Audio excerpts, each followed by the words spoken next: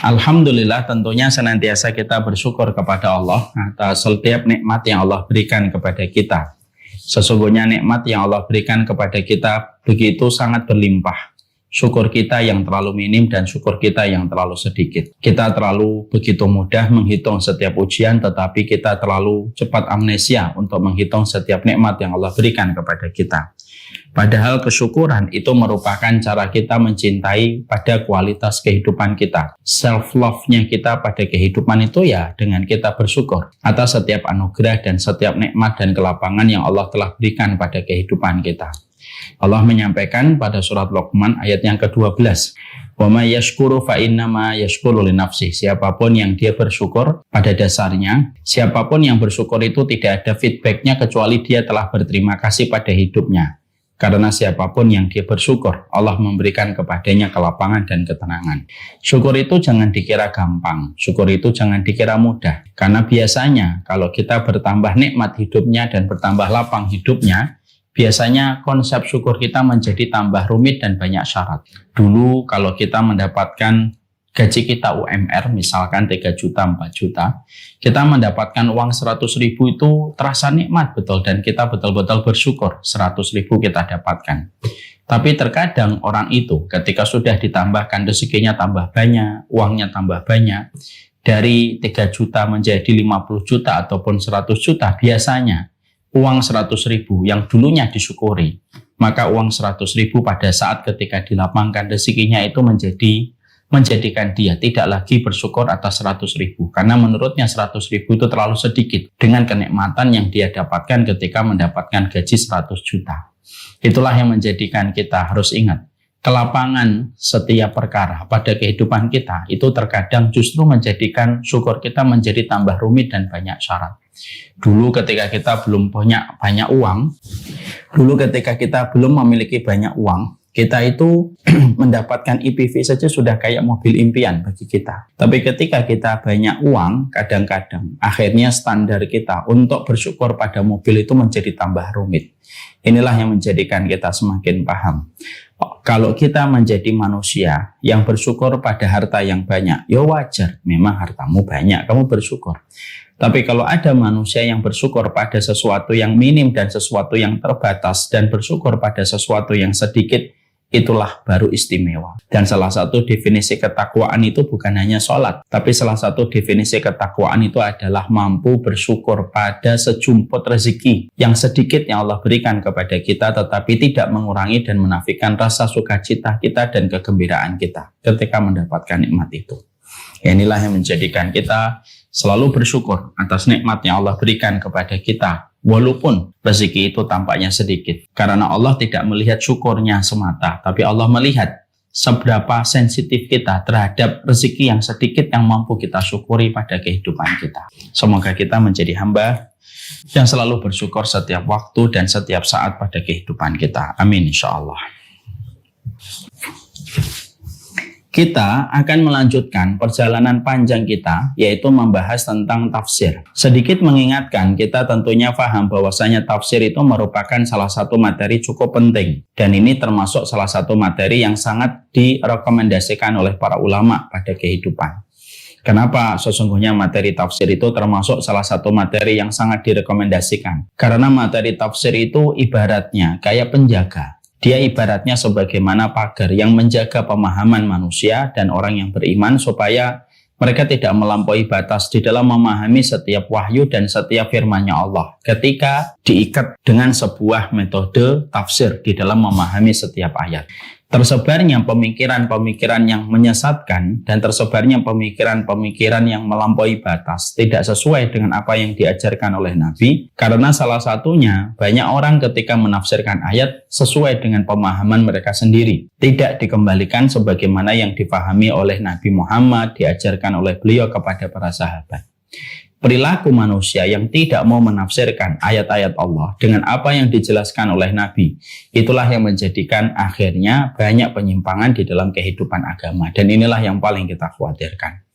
Makanya ketika ibu-ibu di Nizamiyah, hari ini kita terus secara rutin, tersistematik kita mengkaji tafsir, Karena pada dasarnya tafsir itu akan memberikan kepada kita upaya penjagaan supaya pemahaman kita sebagaimana pemahaman yang difahami oleh Rasulullah SAW, dan supaya kita tidak tersesatkan dengan apa yang kita pahami ketika salah memahami konteks ayat ketika diturunkan oleh Allah. Itulah yang menjadikan kita, sekali lagi, mengapa kita harus belajar tafsir? Supaya tidak terjerumus kepada pemikiran-pemikiran sesat yang begitu banyak tersebar pada kehidupan. Kalau kita tidak mengembalikan apa yang kita pahami dari setiap ayat dengan apa yang disampaikan dan dijelaskan maknanya oleh baginda Nabi Sallallahu Alaihi Wasallam. Sekarang kita akan membahas, kalau tidak salah ini part yang kedua. Kita akan membahas tentang tafsir surat Al-Asr.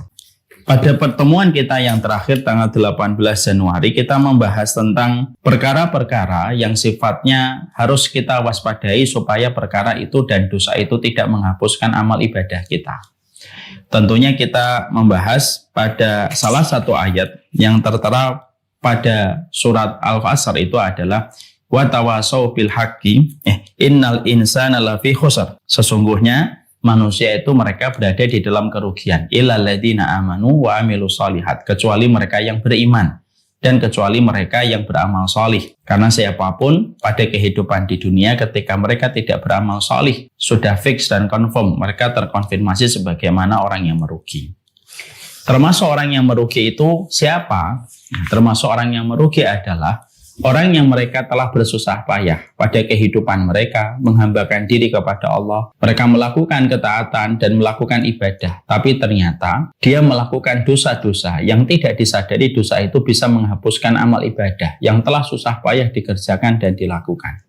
Kita tentunya sepakat ya, melakukan amal ibadah itu perjuangan ekstra yang harus dilakukan, keikhlasan yang harus terjaga. Kalau amal ibadah telah kita tunaikan, amal ibadah telah kita kerjakan, maka sesungguhnya menjaga amal ibadah supaya amal ibadah kita tidak sia-sia itu merupakan perkara yang sangat penting supaya kita tidak menjadi orang yang merugi. Sebagian ahli tafsir itu mengatakan termasuk orang yang merugi adalah bukan hanya mereka tidak beramal, tapi termasuk orang yang merugi itu adalah mereka yang beramal susah payah. Tapi ketika mereka telah beramal susah payah dan mengharapkan mendapatkan pahala dan mendapatkan balasan dengan rahmatnya Allah, tapi justru dia tidak mendapatkan balasan itu karena dia tidak sadar melakukan dosa. Di mana sebagian dosa itu bisa menghapuskan amal ibadah. Dan tentunya ini akan melelahkan. Kalaulah kayu ada rayapnya, kalaulah tembok itu ada perusaknya yaitu adalah jamur, kalaulah gula itu ada semutnya, maka amal ibadah itu sebenarnya yang harus kita perhatikan bukan hanya ketika kita beribadah supaya kita tidak menjadi orang yang merugi, tapi termasuk salah satu yang harus kita waspadai. Jangan sampai kita melakukan dosa di mana sifat dari dosa itu menghapuskan amal kebaikan yang telah kita kerjakan susah payah. Ini termasuk salah satu yang penting. Makanya Allah berfirman, ya ayyuhalladzina amanu atiullaha war rasula wa la tubtilu a'malakum.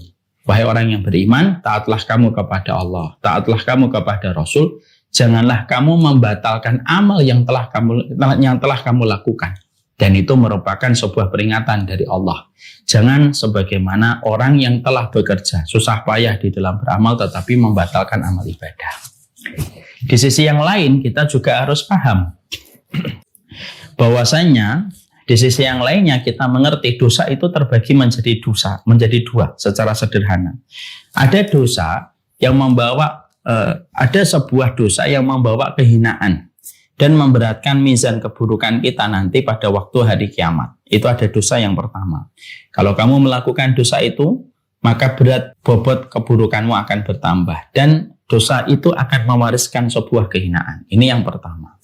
Ada dosa yang kedua. Dosa itu adalah berpotensi untuk menghapuskan amal ibadah. Dan ini termasuk salah satu dosa yang harus wajib diketahui oleh setiap mereka yang terus bekerja untuk beramal solih.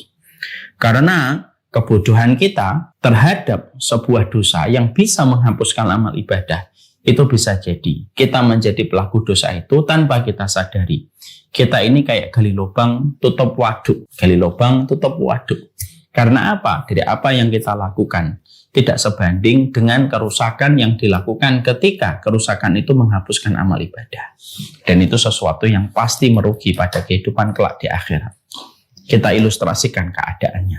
Kalau ada orang yang tidak sadar bahwasanya dosa itu ada yang menghapuskan amal ibadah, maka bisa jadi ada orang ketika ditimbang di dalam mizannya Allah, dia berkata, mana pahala sholat saya? Mana pahala haji saya? Lalu dikatakan di dalam pengadilan Allah yang disifati tidak ada satupun pengadilan Allah yang terluputkan dan terlewatkan. Lalu dikatakan orang itu, pahala hajimu, pahala sedekahmu hilang disebabkan kamu melakukan dosa ini. Lalu amal itu tidak jadi mendapatkan kebaikan. Kita bisa membayangkan betapa tragisnya manusia menyangka dia memiliki tabungan, tapi ternyata tabungannya sudah terkuras disebabkan dosa yang dilakukan itu menghapuskan amal ibadah yang telah dia kerjakan susah payah. Bapak dan Ibu bisa membayangkan tidak? Kalau ada seseorang, ya, mereka menabung, mereka menyangka tabungannya banyak, tapi tiba-tiba terkuras tabungannya tanpa disadari ketika dia dihipnotis. Lalu akhirnya semua tabungannya terkuras, ditransfer kepada pihak yang menipu dirinya dan menghipnotis dirinya. Maka tentunya itu akan menjadi sesuatu yang sangat menyesakkan dada. Kalaulah terkurasnya rekening kita, lalu menjadikan habis rekening kita ketika kita terhipnotis dan ketika kita tertipu, apalagi amal ibadah, maka sesungguhnya terhapusnya amal ibadah itu perkara yang paling tragis. Terkurasnya amal ibadah itu menjadikan seseorang berada pada kondisi yang sangat merugi pada waktu dia berdiri di hadapan Allah. Ini yang kita khawatirkan. Maka supaya kita tidak menjadi merugi, maka yang kita lakukan dalam ibadah bukan hanya memperhatikan syarat keikhlasannya, bukan hanya memperhatikan syarat keimanannya, dan bukan hanya memperhatikan syarat ilmu dan ittiba kepada baginda Nabi, tapi termasuk salah satu hal untuk menyelamatkan kita supaya kita tidak menjadi orang yang merugi, yaitu adalah bagaimana setiap dari kita ketika beribadah. Jagalah amal ibadah itu tidak melakukan dosa-dosa yang berpotensi menghapuskan amal ibadah kita. Sekarang mari kita bahas 6 perkara yang bisa menghapuskan amal ibadah dan ketaatan dan bisa menjadikan seseorang terperosok kepada sebuah kerugian. 6 perkara yang bisa menguras seluruh tabungan pahala ibadah kita dengan susah payah. Itu ada 6. Kemarin kita telah membahas yang pertama, yaitu adalah mereka yang melakukan kesyirikan. Pada dasarnya orang yang melakukan kesyirikan mungkin dia orang yang baik, tapi kesyirikan itu menghapuskan amal ibadah tanpa tersisa sama sekali di sisi Allah. Karena Allah tidak berkenan untuk menerima satu ibadah ketika pelaku ibadah itu hatinya telah bercabang dan telah mendatangkan tandingan bagi Allah di dalam kesyirikan. La in asyrakta la yahbatanna 'amaluka wa la takunanna minal khasirin. Kalau kamu berbuat syirik maka aku hapuskan seluruh amalmu dan kamu pasti menjadi orang yang merugi. Surat Az-Zumar. Yang kedua yang telah kita bahas, kemunafikan itu pun termasuk salah satu perkara yang bisa menghapuskan amal ibadah. Dan kemunafikan itu ada 2. Kemunafikan amali, kemunafikan secara amal, ketika berkata bohong, ketika berjanji berdusta, ketika diberikan amanah dia berkhianat, itu merupakan kemunafikan secara amal. Ini tidak menghapuskan amal ibadah. Tapi yang menghapuskan amal ibadah itu kemunafikan i'tiqadi, kemunafikan secara keyakinan. Jadi secara keyakinan dia melakukan perkara-perkara yang menunjukkan dia memiliki sifat kemunafikan. Dia benci Allah, dia benci apa yang Allah turunkan. Dia benci Rasul, dia benci kepada apa yang datang dari Rasulullah. Dia senang ketika muslimin kalah dan dia sedih ketika kaum muslimin menang. Dan itu merupakan sifat-sifat kemunafikan yang bisa menghapuskan seluruh amal ibadah yang telah dilakukan susah payah. Karena Allah berfirman di dalam surat An-Nisa 145, Innal munafikina fi darkil asfali minan nar. Orang munafik itu berada di dalam kerak neraka yang paling dalam. Ibnu Abbas berkata, sudah ditaruh di dalam kerak neraka yang paling dalam, ditutup dan tidak akan pernah dibuka kembali penutupnya selama-lamanya. bagi mereka yang memiliki sifat kemunafikan secara keyakinan. Makanya maaf ya, kalau Bapak dan Ibu ingin meraba, apakah saya menjadi orang munafik? Satu, jangan pernah merasa aman dari kemunafikan. Jangan suka merasa aman dari kemunafikan. Orang yang merasa aman dari kemunafikan, maka dia telah menjadi munafik. Yang kedua, pastikan kalau dia laki-laki, supaya dia tahu apakah dia munafik ataukah tidak, sholat isya dan sholat subuh minimal di masjid. Yang ketiga, dia pernah mengikuti sholat berjamaah bersama imam 40 hari. Tidak pernah ketinggalan takbiratul ihram bersama dengan imam. Tidak pernah masbuk. Orang yang semacam ini dipastikan akan dibebaskan dari belitan api, dari belitan kemunafikan. Rasulullah bersabda, man sholla ma'al imam yudriku takbiratul ihram arba'ina sanatan arba'ina yauman kutiba lahu bara'atum minan nari wa bara'atum minan nifaq. Siapapun orang yang ketika dia selalu sholatnya di belakang imam dan dia mengetahui takbiratul ihram bersama imam selama 40 hari berturut-turut, ya, selama 40 hari berturut-turut, jadi sekitar 200 waktu sholat, dan tidak ada satupun di antara waktu sholat itu dia ketinggalan dan masbuk mengikuti takbiratul ihram bersama dengan imam, dipastikan kata Nabi, aku bebaskan dia dari belitan kemunafikan dan belitan api neraka.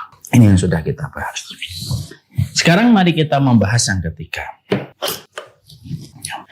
Yang ketiga termasuk salah satu di antara perkara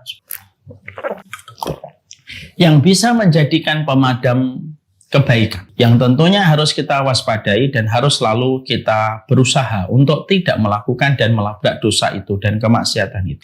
Yang ketiga dikatakan oleh para ulama, yang ketiga itu adalah perilaku ketika manusia memiliki sebuah karakter, memiliki sebuah sifat, meninggalkan dosa hanya karena dia takut dan khawatir kepada pandangan manusia. Takutnya dia kepada pandangan manusia itu lebih besar daripada ketakutan dia kepada azabnya Allah. Sehingga dari perilaku yang semacam ini akan dijumpai dan akan ditemukan seseorang yang ketika dia bersama dengan keramaian, dia tidak akan melakukan maksiat, tapi ketika sepi, maka dia melanggar kemaksiatan dan dosa karena merasa aman dari pandangan mata manusia. Ini hadis betul-betul membuat kita khawatir. Tentunya membuat kita selalu sadar, ya, bahwasanya memang banyak hal yang memang belum sempurna pada kehidupan kita. Rasulullah Shallallahu Alaihi Wasallam menyampaikan kepada kita bahwasanya nanti ada seseorang yang datang pada waktu hari kiamat membawa pahala sebesar gunung Tihama. Fayaj'alallahu haba'an mansura. Dalam sekejap dijadikan oleh Allah bagaikan debu yang bertebangan. Seluruh amal yang telah dilakukan susah payah, dan dia membawa pahala itu sebesar gunung Tihama gedenya, tapi dijadikan oleh Allah haba, debu kering, berterbangan mansura dan tidak tersisa.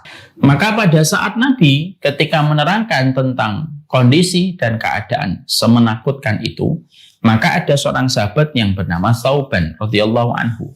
Maka Thauban itu khawatir bahwasanya itu bisa menimpa kepadanya.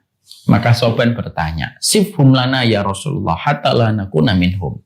Sifatilah mereka itu ya Rasulullah supaya kami tidak termasuk sebagaimana sifat mereka.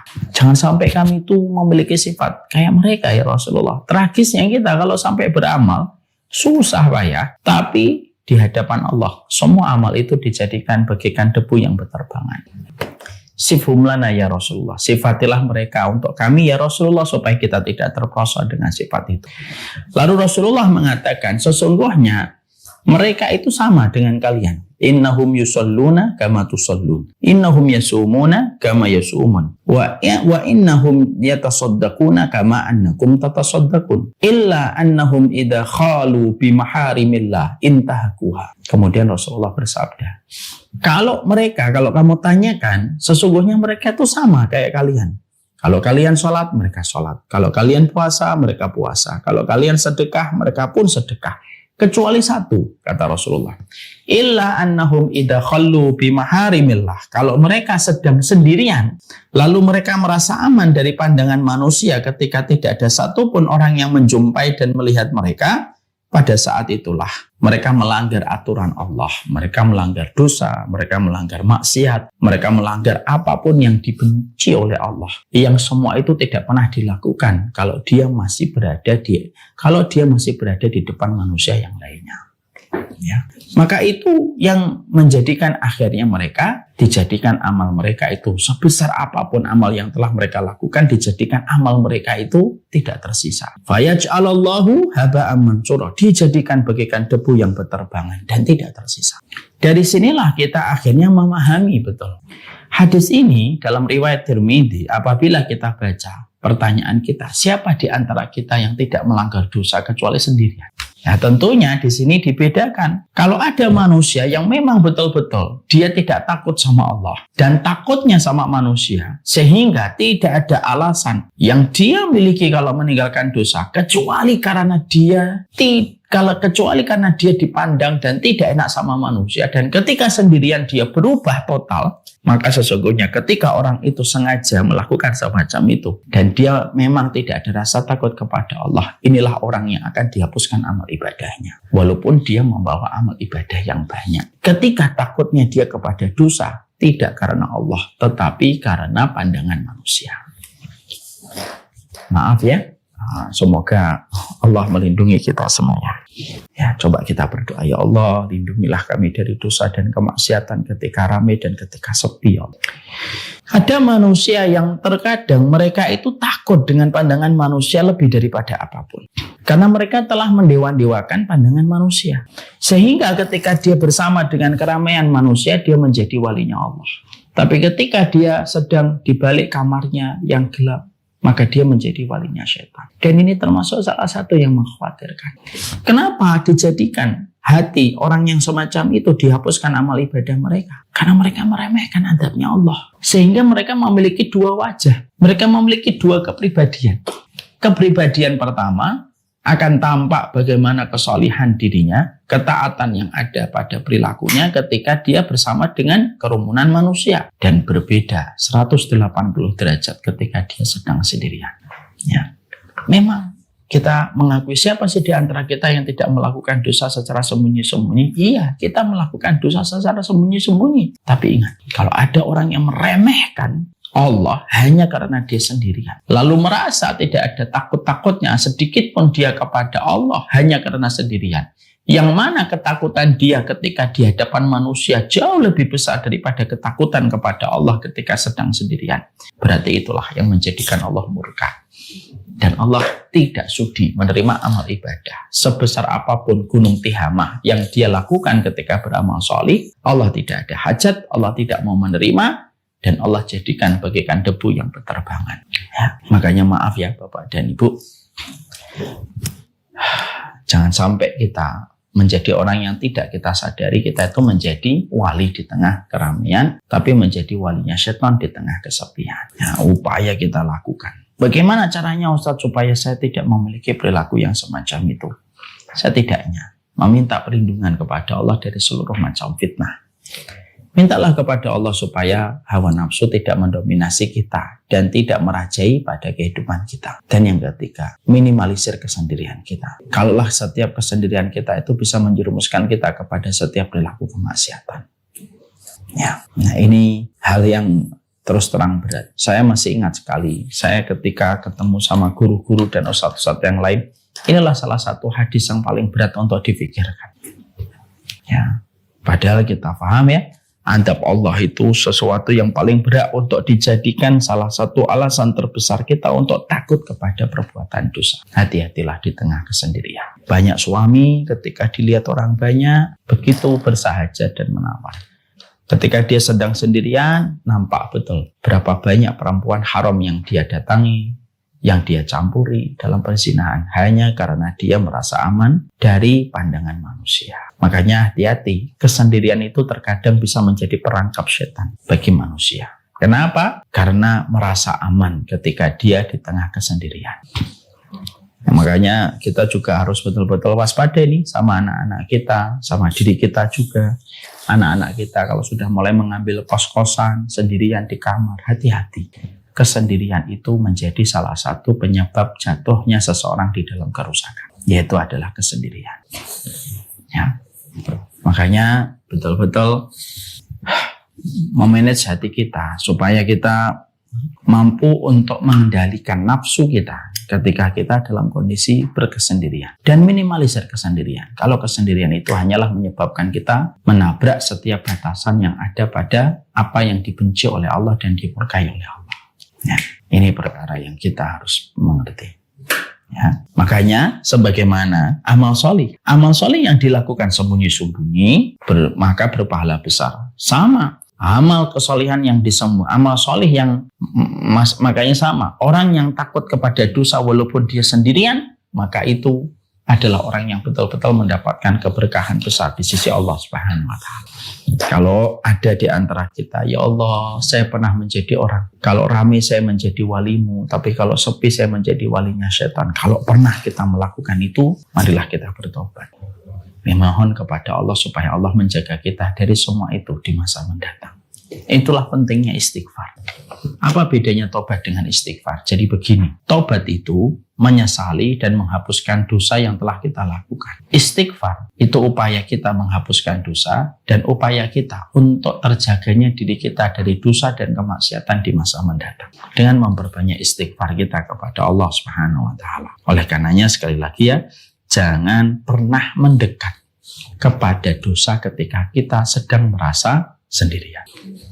Kurang-kurangi untuk senantiasa merasa berkesendirian. Karena itu sejatinya adalah penyakit dan tidak ada obatnya kecuali mereka yang mampu mengendalikan hawa nafsunya. Nah, inilah perkara yang ketiga yang bisa menjadi sebab manusia terhapus sebagian kebaikan yang telah dia lakukan, kebaikan yang telah dikerjakan karena dia menjadi walinya Allah di tengah keramaian dan menjadi walinya setan ketika di tengah kesendirian. Itu yang ketiga. Ya. Semoga Allah selalu menjaga kita semuanya dari segala macam fitnah-fitnah yang nampak dan tidak nampak. Itu yang ketiga. Yang keempat, termasuk salah satu perkara yang harus senantiasa kita jaga supaya kita tidak menjadi orang yang terjerumus kepada sebuah perbuatan yang bisa menghapuskan amal kebaikan kita, menguras ketaatan yang telah kita lakukan ketika melakukan hal-hal yang seharusnya tidak kita lakukan. Maka para ulama menyampaikan termasuk salah satu perkara yang bisa untuk menghapuskan amal kebaikan kita dan ibadah yang telah kita lakukan susah payah, yaitu adalah yang keempat. Yaitu adalah orang yang berani memutuskan hati seseorang dari rahmatnya Allah. Ini termasuk salah satu di antara hal yang diancam oleh Allah mampu menghapuskan amal ibadah. Ya. Maka ada sebuah riwayat untuk menjadi perhatian kita. Dalam sebuah riwayat yang sahih, ya, ada sebuah kisah nyata yang terjadi sebelum Rasulullah SAW. Bagaimana itu kisahnya? Ada dua orang yang bersahabat, kemana-mana selalu bersama. Ada dua orang yang bersahabat, bukan selalu bersama-sama. Ada dua orang yang bersahabat. Yang satunya adalah orang yang taat kepada Allah, yang satunya adalah pelaku kemaksiatan terus-menerus. Ya. Maka yang taat selalu memberikan nasihat kepada temannya yang berbuat dosa dan selalu diberikan nasihat. Bertahan, melewati banyak kurun waktu, dia terus memberikan nasihat kepada temannya supaya temannya meninggalkan dosa. Maka temannya tidak kunjung meninggalkan dosa. Temannya tidak segera memutuskan, temannya tidak segera untuk meninggalkan dosa itu. Sehingga pada satu waktu akhirnya orang yang soleh ini marah dia. Lalu dia akhirnya mengeluarkan sebuah kalimat yang seharusnya tidak boleh diucapkan olehnya. Dan diucapkan oleh siapapun tidak pantas. Dia mengatakan kepada temannya yang masih banyak melakukan dosa dan kemaksiatan. Orang semacam dirimu tidak akan pernah diampuni oleh Allah. Orang semacam dirimu tidak akan pernah diampuni dosa-dosanya oleh Allah. Nah, ini merupakan perkara sembrono yang dilakukan dan dikatakan oleh orang ini. Kenapa? Dia berani mewakili nama Allah bahwasanya Allah tidak merahmati dan tidak mengampuninya. Padahal kita tahu ya Allah itu mensifati dirinya dengan kata Ghafur dan sifat Ghaffar. Setelah dia marah kepada orang itu, ditinggalkan orang itu. Dan tidak lama setelah itu orang tersebut yang melakukan kemaksiatan tadi akhirnya dia bertobat. Akhirnya dia bertobat dan setelah itu meninggal dunia. Dan orang yang tadi marah meninggalkan temannya dalam kondisi dia mengatakan orang semacam kamu tidak akan pernah dimaafkan oleh Allah, maka akhirnya juga meninggal dunia. Ketika dua-duanya sudah meninggal dunia, perhatikan, pengadilan Allah berjalan. Allah lalu membangkitkan keduanya dan Allah lalu berkata, Man dalladhi yata'alla alayya bi anni la aghfiru li fulan. Siapa di antara hambaku yang berani sekali mengutip namaku, mengutip sifatku bahwasanya aku tidak pernah mengampuni seseorang, padahal aku adalah Zat yang Maha Pengampun. Siapa yang berani untuk mengatakan bahwasanya aku tidak mengampuni fulan? Lalu orang yang tadi pernah marah kepada temannya, yang pernah mengucapkan kalimat itu datang kepada Allah. Saya ya Allah. Lalu Allah berfirman, aku hapuskan amal ibadah. Kenapa? Karena kamu berani mengutip namaku, mencatut namaku, lalu kamu menyangka bahwasanya dengan itu dia tidak diampuni oleh Allah, padahal aku adalah Zat yang sangat pengampun kepada setiap hambaku dan aku selalu memberikan kesempatan kepada setiap hambaku untuk bertobat dan bisa jadi tobatnya aku terima. Kamu terlalu berani dan terlalu sembrono mencatut namaku. Akhirnya orang tadi dihapuskan amal ibadahnya dan adapun temannya yang berbuat maksiat akhirnya malah justru diterima taubatnya. Di sini ada poin penting sekali. Poin pentingnya itu apa? Kalau kita tidak ingin menjadi orang yang merugi, di balik setiap amal, setiap kita menanam ibadah pada jalur kehidupan kita, sudah, jangan pernah kamu mewakili Allah lalu kamu menetapkan dan memvonis seseorang tidak akan mendapatkan rahmat. Padahal bisa jadi dia akan menjadi orang yang diterima taubatnya oleh Allah. Kan kita tidak pernah tahu bagaimana nasib akhir seseorang ketika dalam kehidupan. Belajarlah itu dari tukang sihirnya Nabi Musa. Ketika tukang sihirnya Fir'aun berhadapan dengan Nabi Musa dan akhirnya kalah, maka mereka lalu berdoa, Rabbana afriq alaina sabra wa tawaffana muslimin. Ya Allah, berilah kami kesabaran dan wafatkanlah kami sebagai seorang muslim. Masya Allah.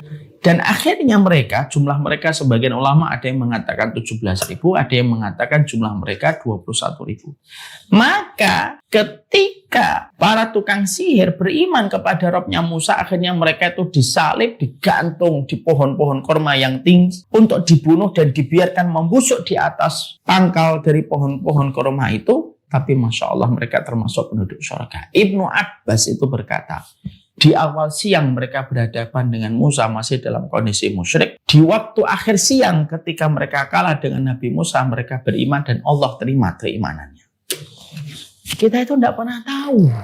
Kita ini tidak pernah mengerti gitu loh. Akhir kehidupan seseorang. Kalau ibu-ibu, kalian keluarga besar, para penuntut ilmu yang hadir pada kesempatan hari ini, kalian itu pernah jengkel kepada seseorang yang orang itu seakan-akan selalu menggembosi kebenaran, tetap tanamkan kepada hati kita bahwasanya bisa jadi orang itu nanti bertobat dan diterima tobatnya sebelum mati.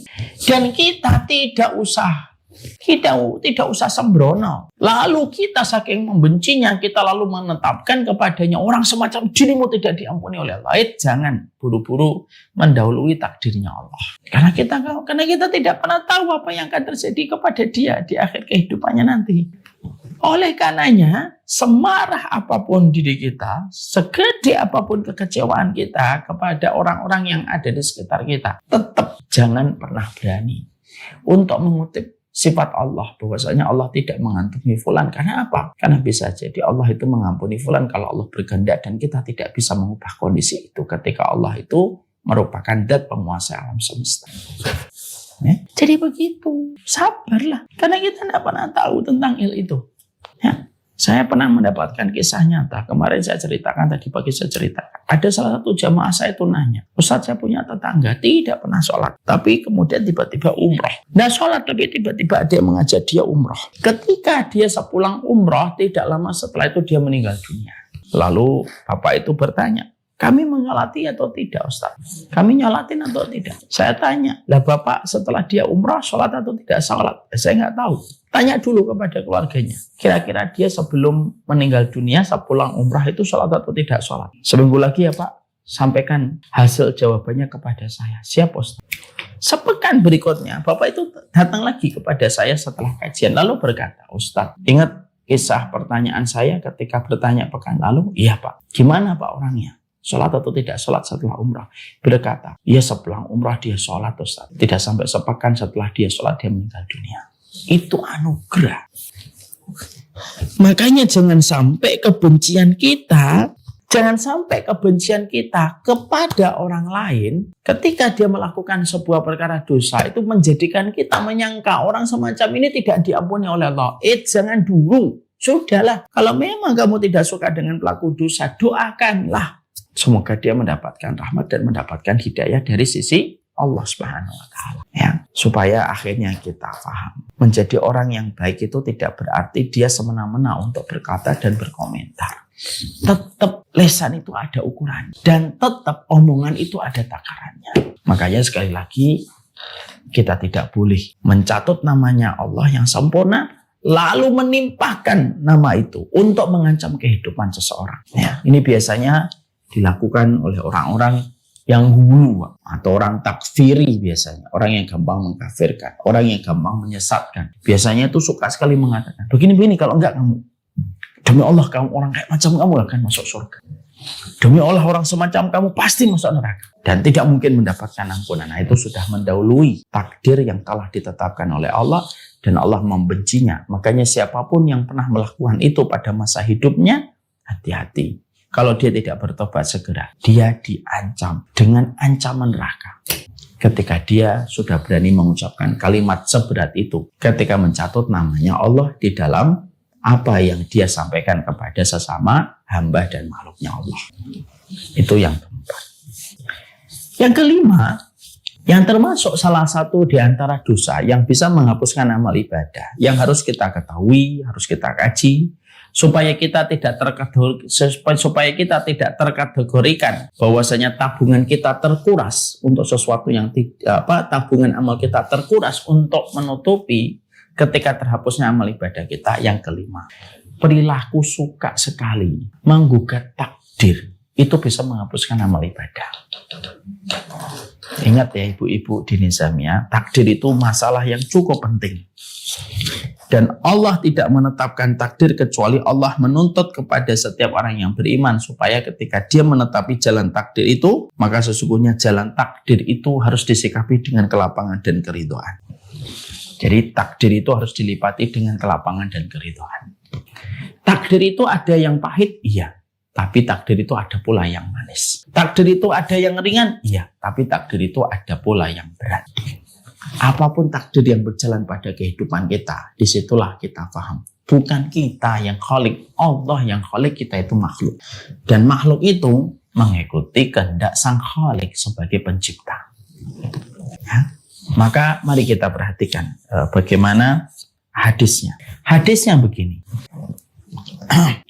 Rasulullah SAW mengatakan, "Lau anta tasaddaq misla jabala Uhudin, ma qadarullah ma qabilallahu minka hatta tu'mina bil qadari khairuhu wa syarr." Kata Rasulullah SAW dalam sebuah riwayat yang agung. Dinginkan. Dalam sebuah riwayat yang agung diterangkan, kata Nabi, kalaulah kalian berinfak dengan satu gunung Uhud emas, Allah tidak akan pernah menerima amal ibadah kalian sampai kalian betul-betul beriman dengan takdir yang Allah berikan. Baik itu takdir yang pahit atau takdir yang manis, baik takdir yang mudah ataupun takdir yang susah. Itu yang kita harus paham. Ya? Jadi sekali lagi mengatakan Rasulullah itu, kalaulah engkau sedekah dengan satu gunung Uhud emas, Allah tidak ada keperluan menerima sedekah Uhud emas yang kamu berikan di jalan Allah. Satu gunung Uhud emas itu berapa ribu triliun itu. Allah tidak sama sekali ada kepentingan untuk menerima sedekah Uhud emasmu sampai engkau betul-betul beriman kepada takdir Allah. Baik yang buruk atau takdir yang baik, baik takdir yang pahit ataupun takdir yang manis. Ya. Makanya akhirnya dalam riwayat ini dijelaskan siapapun yang menggugat takdir, hati-hati, itu bisa menghapuskan amal ibadah. Tidak ada takdir yang berjalan pada kehidupan kita kecuali terlalu membawa kebaikan. Ridho kepada takdir itu termasuk salah satu hal yang paling besar untuk mengundang rahmatnya Allah. Makanya dulu kita jumpai para sahabat itu kalau sedang mengalami ujian yang berat, maka mereka itu melatih hati mereka untuk senantiasa ridho sama takdir. Apa yang mereka lakukan? Mereka berkata, raditu billahi robba wa bil islami dina wa bi muhammadin nabiyya wa rasul. Kami ridho Rob, kami adalah Allah. Kami ridho Nabi Muhammad adalah Rasul bagi kami. Dan kami ridho bahwasanya Islam itu adalah agama. Kenapa mereka mengucapkan raditu billahi robba wa bil islami dina wa bi muhammadin nabiyya wa rasulah? Melatih hati supaya hati itu senantiasa mampu melewati setiap peristiwa yang terjadi pada kehidupan dengan sikap keridhaan. Maaf ya ibu-ibu, kalau ibu-ibu marah-marah terhadap sebuah takdir, apakah marah-marahnya kita akan mengembalikan takdir itu berjalan sesuai kemauan kita? Tidak bisa. Takdir itu selalu berjalan sesuai kehendaknya Allah. Suka atau tidak suka, mau atau tidak mau. Dan Allah membedakan antara mereka yang ridho kepada takdir dan mereka yang tidak pernah ridho kepada takdir. Allah bedakan. Makanya maaf ya, seberat apapun masalah kita dan keluarga kita, jangan pernah menggugat takdir. Dengan mengatakan, coba dulu tidak ketemu, alah tidak usah membahas semacam itu. Ridho sama takdir. Takdir Allah itu berjalan dengan terbaik. Fihi khair. Semuanya itu ada kebaikan. Saya pernah ceritakan nggak kepada ibu-ibu di Nizamiyah dan kepada yang lainnya. Ada sebuah kisah nyata yang terjadi. Ya. Ada satu raja ketika pagi hari dia ngupas mangga, kumpas buah, maka qadarullah agak kekencengan. Lalu akhirnya pisaunya hampir memotong ibu jarinya sebelah kiri. Berdarah-darah beliau. Ketika beliau sedang berdarah, Perdana Menterinya datang. Lalu Perdana Menterinya bilang, kenapa Pak? Kenapa Raja? Hampir kepotong tangan saya. Lalu saat itu Perdana Menterinya berkata, fihi khair. Insya Allah di dalamnya ada kebaikan. Loh, dikomentari fihi khair, langsung marah sang raja. Kamu ini lancang sekali mulutmu. Sudah mau tahu putus tangan saya, malah mengatakan di dalam luka ini ada kebaikannya. Kamu ini nggak ngerti kondisi. Dijebloskanlah di penjara. Tidak lama setelah itu, sang raja berburu bersama dengan beberapa teman dari para pengawalnya. Qadarullah berburunya saking begitu semangat, mereka keluar dari kawasan kerajaan mereka. Dan ternyata sampai di sebuah suku. Ya, di sebuah suku animisme yang masih menyembah kepada patung dan mempersembahkan tumbal kepada Tuhan dan dewa-dewa yang mereka agungkan. Sang raja dan para pengawal dikepung oleh suku itu, lalu dibunuhlah para pengawal-pengawalnya. Yang disisakan sang raja. Kenapa disisakan?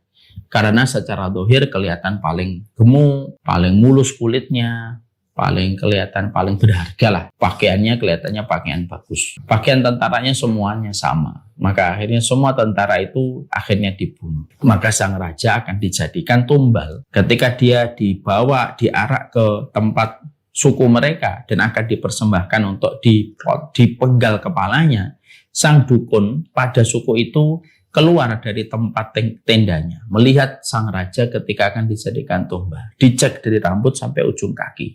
Sang dukun kaget. Loh, ternyata tangannya ada luka. Tangannya ada luka. Nggak bisa ini. Kalau tangannya ada luka jangan dijadikan tumbal. Berarti kita menghina Tuhan dewa kita. Nanti dia menghina dewa kita. Lepaskan aja. Sang raja ketika dilepaskan gara-gara jempolnya yang terluka itu senang luar biasa. Dan dia berkata, benar kata Perdana Menteri. Ternyata hampir terpotongnya jempol saya itu ada kebaikan. Fihi khair. Di dalamnya ada kebaikan. Larilah sang raja ke kerajaannya dan dia langsung menemui para pengawalnya dan langsung menuju ke penjara. Dibuka sendiri selnya sang Perdana Menteri dan dia meminta maaf.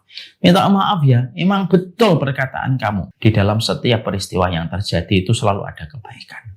Dan memang betul, hampir terpotongnya jempol saya itu ada kebaikan. Lalu Perdana Menteri itu memaafkan sang raja tersenyum. Dan dia pun merasa bahagia. Sang Perdana Menteri berkata, apakah kamu menyesal ketika aku jebloskan ke penjara? Dendam nggak kamu sama saya? Enggak. Emang kamu tidak merasa sesek kamu tidak merasa kecewa ketika aku jebloskan kamu ke penjara? Tidak. Kenapa? Fihi khair. Di dalamnya pun ada kebaikan. Sang raja yang asalnya sudah ini lapang, tiba-tiba penasaran lagi. Hampir terpotongnya jempol saya. Fihi khair. Tapi apa fihi khair ketika aku jebloskan kamu ke penjara? Sang raja berkata, sang Perdana Menteri berkata, Pak, sang raja, kalau aku tidak kamu jebloskan ke penjara, mungkin aku menemanimu berburu. Bukankah kamu kalau berburu sama diriku? Dan ketika kamu teridentifikasi ada luka di jempolmu dan tidak bisa kamu dijadikan tumbal, berarti pilihannya bergeser ke saya. Karena yang paling mirip dengan kamu saya, yang paling serupa pakaiannya itu, kamu itu saya. Tapi gara-gara kamu jebloskan aku penjara, fihi khair, di dalamnya ada kebaikan. Makanya aku tidak nemenin kamu ketika berburu, ketika kamu tempatkan aku di dalam penjara. Kalau aku ikut, mungkin aku sudah dijadikan tumbal untuk sang dewa mereka. Nah ini Masya Allah ya. Nah disinilah kita selalu harus belajar gitu. Supaya kita menjadi orang yang illal ladina amanu wa amilus solihati wa tawassaw bil haq wa tawassaw bis sabr.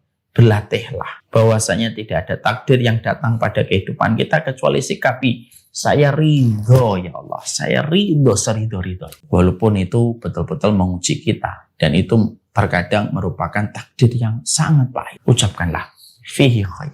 Tiba-tiba ada apa-apa lalu mendapatkan berita yang tidak sesuai dengan apa yang sudah kita rencanakan, katakanlah fihi khair. Ketika tiba-tiba ada sesuatu kejadian yang tidak terduga menguji keridhaan yang ada pada hati kita, katakanlah fihi khair. Fihi khair, semua ada kebaikan. Karena orang yang lapang dan ridho kepada keputusan Allah, kata Ibnu Umar, matinya husnul khatim. Ya, janganlah kita sampai menggugat takdir. Karena takdir itu tidak ada yang salah. Yang salah itu cara kita melihat takdir. Ada pasien diamputasi. Cara melihat amputasi antara pasien dengan dokter itu berbeda. Kenapa pasien tidak suka diamputasi? Karena menurut dia, ya amputasi dari 2 jadi kaki. Itu pandangan seorang pasien. Pandangan dokter ketika melihat amputasi itu berbeda. Sang dokter ketika melihat amputasi itu justru pandangannya itulah pilihan terbaik. Kenapa sang dokter itu ketika mendengar kata amputasi itu terbaik? Karena kalau tidak diamputasi menyebabkan infeksi yang menjalar ke organ tubuh bagian dalam. Dan itu kompensasi, dan itu konsekuensinya lebih berat dan lebih menyakitkan. Kenapa pandangan antara pasien dengan dokter ini berbeda? Kenapa pandangan dokter dengan pasien ini berbeda? Karena ilmu yang menjadi latar belakang dari keduanya pun berbeda. Dokter memiliki ilmu yang jauh lebih tinggi daripada ilmunya pasien. Katakanlah, fihi khair. Terbiasalah mengatakan, fihi khair. Pak, ternyata ini tidak diterima Pak proposalnya. Insyaallah fihi khair. Pak, ternyata begini urusannya Pak, untuk sementara harus begini. Insyaallah fihi khair. Di dalamnya ada kebaikan. Jangan sampai kita mengeluh terhadap takdir. Mengeluh kepada takdir hanya menyebabkan amal kita dan ketaatan yang telah kita lakukan menjadi berantakan dan terhapus. Yang keenam, yang terakhir. Supaya kita tidak menjadi innal insana lafi khusr illa alladziina amanu wa amilus shalihat. Supaya kita tidak menjadi merugi, yaitu adalah kita tidak melakukan dosa yang bisa menghapuskan amal ibadah. Dan termasuk yang menghapuskan amal ibadah itu apa? Yang termasuk menghapuskan amal ibadah itu adalah meninggalkan sholat asar. Man taraka sholatal asri faqad habita amalu. Siapapun yang berani meninggalkan sholat asar itu dia seluruh amalnya pada hari itu terhapus. Hati-hati ya, keutamaan serta kedahsyatan dari sholat asar itu begitu besar. Meninggalkan sholat asar itu menyebabkan amal ibadah kita menjadi terhapus sebagian, terutama pada amal ibadah hari itu. Ibu meninggalkan sholat asar dari pagi, dari subuh sampai malam, amal ibadahnya tidak ada satupun yang diterima. Kenapa? Itulah konsekuensi meninggalkan sholat asar. Nah, disinilah kita akhirnya paham. Illal ladzina amanu wa amilus shalihat. Orang yang beriman dan beramal sholih. Dan salah satu keberuntungan kita supaya kita tidak menjadi orang yang rugi, pastikan kita harus menceraikan 6 dosa yang bisa menyebabkan terhapusnya amal ibadah. 1 syirik, 2 kemunafikan, 3 merasa aman ketika tidak ada orang lalu melanggar dosa dan melanggar larangan. 4 yaitu adalah mereka yang mencela kepada takdir. Yang kelima adalah meninggalkan sholat asar, dan yang keenam yaitu adalah orang-orang yang mereka itu ada 6. 1 syirik, 2 munafik, yang ketiga adalah orang yang melakukan dosa ketika tidak ada orang yang melihatnya dan menjumpainya, Kemudian yang keempat adalah yang keempat itu adalah mencela takdir, Yang kelima adalah meninggalkan sholat asar. Terus yang keenam adalah memutuskan harapan rahmat kepada seorang manusia ketika dia melakukan dosa. Ingat ya, dosa itu ada dua. Ada dosa yang hanya memberatkan mizan kebaikan, yang memberatkan mizan keburukan. Ada dosa yang memberatkan mizan keburukan kita dan menghapuskan sebagian dosa-dosa kita. Kalau engkau tidak ingin merugi, kalau aku tidak ingin merugi, dengan amal ibadah yang sudah susah payah kita lakukan dan kita kerjakan, pastikan amal ibadah kita tidak tercampur dengan dosa yang mengakibatkan sebagian amal soleh kita terhapus. Sekali lagi ya, ada 6. Syirik menghapuskan amal kebaikanmu, kemunafikan menghapuskan amal keburukanmu, aman dari meninggalkan dosa ketika di keramaian, tetapi melanggar dosa ketika di tengah kesepian. Yang keempat, menggugat takdir. Yang kelima, kamu berani memvonis seseorang tidak diampuni oleh Allah, walaupun dia masih hidup dan ada kemungkinan untuk berubah dan diterima taubatnya oleh Allah. Dan yang keenam, meninggalkan sholat asar. Apalagi meninggalkan 5 sholat dalam satu waktu. Hati-hati. Inilah perkara yang harus kita waspadai. Karena apa? Inilah pemicu yang menyebabkan kerusakan dan kerugian setiap manusia. Semoga Allah memberkahi kita dan memberkahi apa yang kita pelajari hari ini.